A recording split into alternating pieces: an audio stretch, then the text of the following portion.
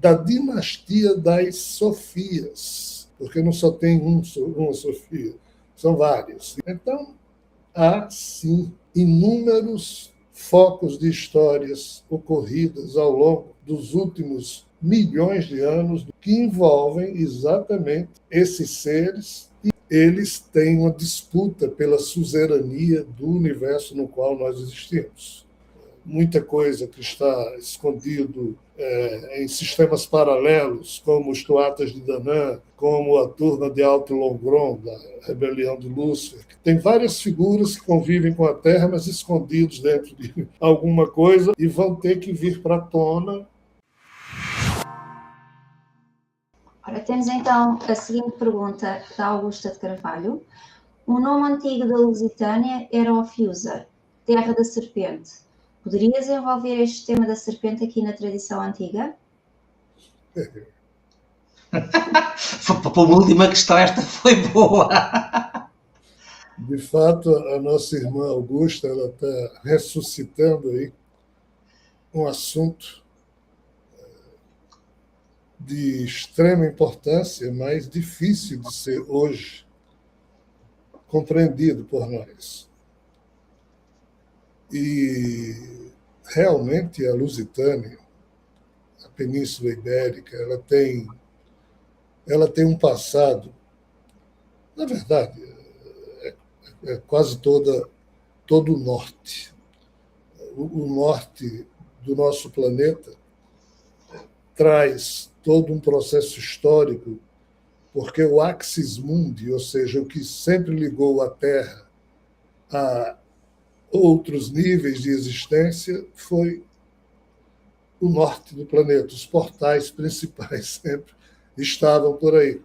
No sul, no hemisfério sul, onde nós temos a Austrália, a África, a América Latina, a Antártida, também tem muita coisa interessante, mas não é como o norte. O norte é que teve essa história, e essa história aí é uma coisa meio complicada. Por quê? Porque é a história de todo o processo evolutivo da vida biológica como ela se deu nos termos que hoje nós conhecemos.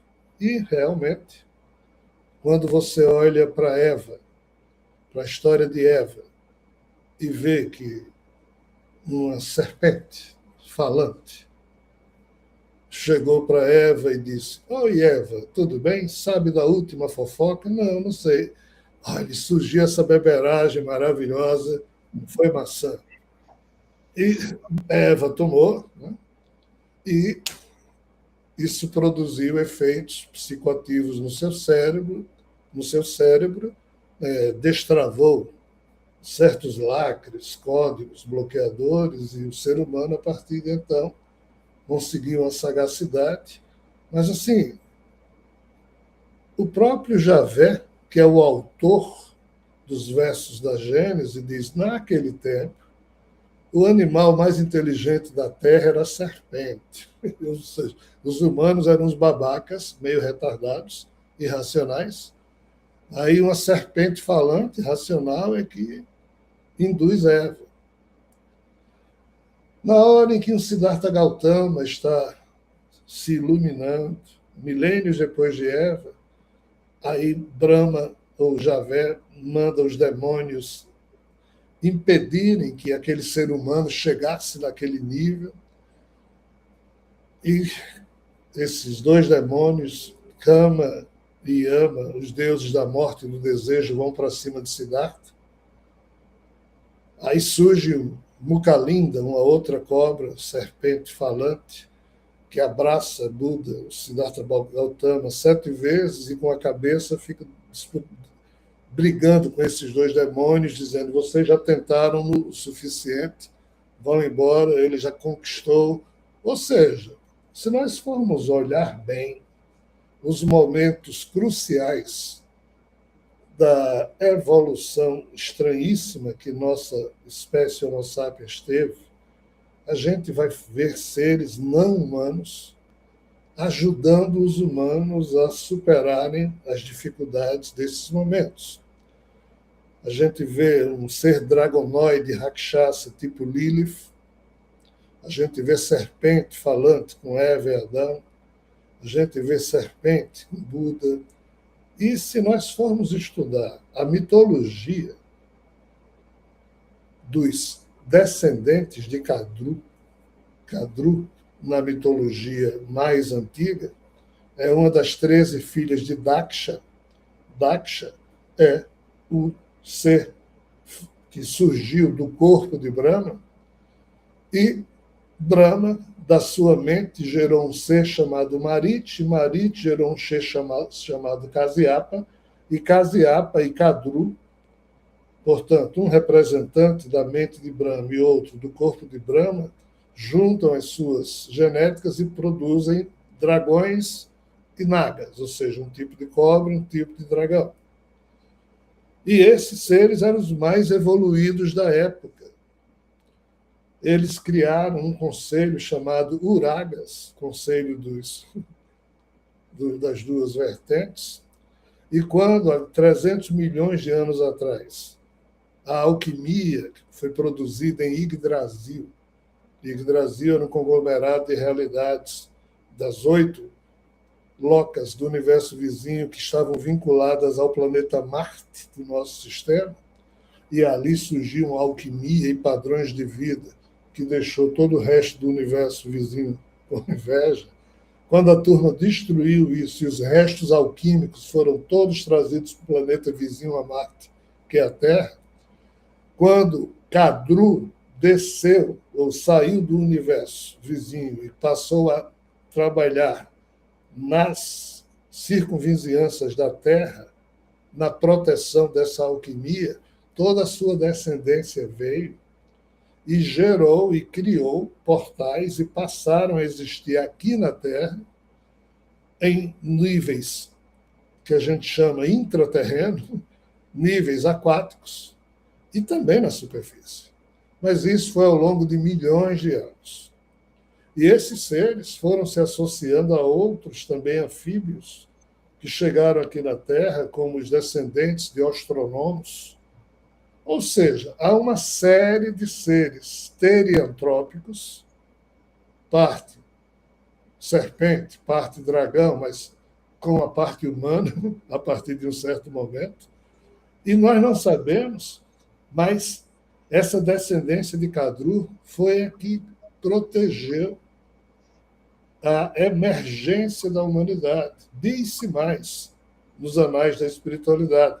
Alguns desses seres são alguns daqueles Tirthankaras do jainismo que eu falei, que nem eram humanos ainda, e esses Tirthankaras foram alguns que produziram esses momentos cruciais. E na antiga Ofiusa, muito tempo antes de se entender a questão de Península Ibérica, no livro O Segredo Perdido do Éden, Homoafetividade, que eu lancei lá atrás, eu falo de como Eber, um dos descendentes de Noé, vai com seus filhos, Joktan, sai lá da Turquia e vai para a Península Ibérica, porque Sete havia criado uma cidade na Península Ibérica, hoje chama-se Setúbal, blá, blá, blá, blá, blá, blá.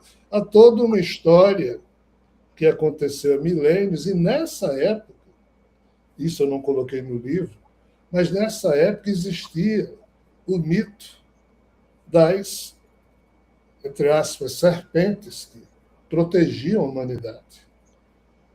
E esses seres, eles, aos nossos olhos, são um bocado feios, mas nós é que somos os perigosos, eles são gente boa, nós somos os que têm armas, que matam uns aos outros, que mentem, que caluniam. Esses seres, eles têm um padrão de conduta diferenciado. Então, há, sim, inúmeros focos de histórias ocorridas ao longo dos últimos milhões de anos, nas últimas centenas de milhares de anos, e nos últimos milhares de anos, que envolvem exatamente esses seres, e eles atuaram entre o que a gente chama hoje de Europa e chegando um pouco na Ásia, envolvendo ali a Turquia.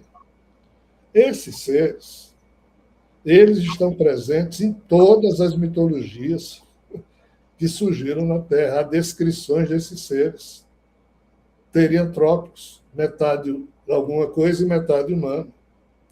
A história desses seres talvez nunca possa ser contada enquanto nós tivermos crença religiosa no planeta, porque ela vai aviltar, ela vai fazer com que os religiosos se escandalizem na hora que tiverem que entender que seres que já existiam antes da emergência do ser humano sempre existiram, continuam a existir e não tem a menor relação com o conceito de Deus, que nós humanos somos inundados com essa história de que ser humano bom é que ser humano só presta se for crente a Deus, se acreditar em Deus, se seguir a religião. Isso é o que nós humanos entendemos como sendo o que de mais moderno existe. Mas, sob a visão desses seres, isso aqui é algo tremendamente patético. São os seres humanos delirando o tempo todo em torno de temas que não são verdadeiros e afastados dos temas que efetivamente importariam a uma elevação da dignidade humana se nós nos dedicássemos a esses temas. Então, infelizmente, há muito por ser dito ainda, não só em torno da Península Ibérica e as lendas dos descendentes de Kadru. Isso é uma questão planetária. Tá? Mas, assim, as gerações humanas futuras vão ter que voltar a lidar com esses seres, porque eles continuam existindo e muitos estão por aqui. A nossa própria geração já está passando por isso, mas de forma ainda muito camuflada, mas isso vai ter que ser um contato aberto, porque a entropia não mais permite que esses seres permaneçam nos lugares onde eles atualmente se encontram. Muita coisa que está escondido em sistemas paralelos, como os Tuatas de Danann, como a turma de Alto Longron, da rebelião de Lúcifer, que está perto da Irlanda. Tem várias figuras que convivem com a Terra, mas escondidos dentro de alguma coisa, ou dentro do oceano terrestre, ou dentro da própria crosta planetária, e vão ter que vir para a tona. O planeta não é dos humanos, esses seres há muito mais tempo estão aqui, mas nós humanos achamos que é nosso. Então, são muitos assuntos, muitos temas, não esse tipo de ser humano que hoje existe, mas um humano mais esclarecido no futuro, que possa cuidar disso sem fazer guerras, sem... Então, vamos estimar que um dia exista um humano nesse nível, mas é para isso que nós estamos trabalhando. Enfim, é o que eu posso dizer, que realmente tem todo um conjunto de lendas e histórias que nem lendas se tornaram, que precisam um dia serem revividas, mas somente esses seres podem contar isso. E se os humanos um dia se elevarem a essa condição, provavelmente esse conhecimento será dividido do jeito que os Tuatas de Danann dividiram o conhecimento que eles tinham na época. Se um dia a reintegração cósmica da Terra vingar em bons termos, ou seja, se um dia esse isolamento que nós vivemos, de nem sabermos se existe vida extraterrestre além da Terra, essa imposição, essa burrice que nos foi imposta, se isso for rompido e nós humanos voltarmos a conviver com o que nos rodeia, o que os Tuatas de Danann fizeram com os milesianos, vai existir um conjunto de umas 100 situações desse tipo, ou 1000, de 1000 novas espécies chegarem aqui na Terra para os humanos e dizerem: eu tenho esse conhecimento aqui há 400 milhões de anos, eu vivo num planeta, blá, blá, blá, mas a gente não sabe compreender isso. E vocês, humanos, conseguem compreender tudo. Estudem esse projeto. Então, assim, a reintegração, o humano vale ouro, de fato. Só que não no estado em que nós hoje nos encontramos. A gente precisa se embelezar intimamente e também ter mais prudência sermos mais críticos, né?